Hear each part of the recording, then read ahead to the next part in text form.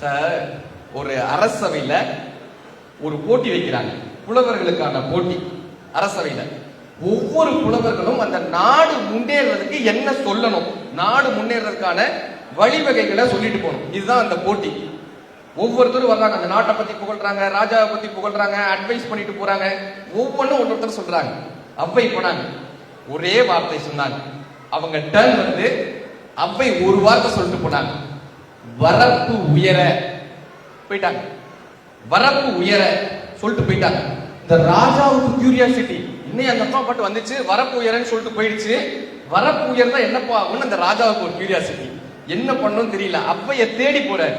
எல்லாரும் ஒண்ணு சொல்லிட்டு போயிட்டாங்க, நீங்க வரப்பு உயரன்னு சொன்னீங்களே, இதுக்கு எனக்கு அர்த்தமே புரியலையேன்னு. அவ்வை சொன்னாங்களா, வரப்புயர நீர் உயரும், நீர் உயர நெல் உயரும், நெல் உயர குடி உயரும், குடி உயர்ந்தால் கோன் உயர்வான்னு அவ்வை கத்து கொடுத்துட்டு போனாங்க. சின்ன வரப்பு உயர்ந்துச்சுன்னா தண்ணி கூடுமா, இந்த தண்ணி கூடுச்சுன்னா நெல்லு விளையுமா, நெல்லு விளைஞ்சா ஒரு குடும்பம் நல்லா இருக்குமா, ஒரு குடும்பம் நல்லா இருந்தால் அரசன் நன்றாக இருப்பான், அரசன் நன்றாக இருந்தால் இந்த நாடு நன்றாக இருக்கும்னு அவ்வை கத்து கொடுத்துட்டு போனாங்க. ஒரு சின்ன மாற்றம்.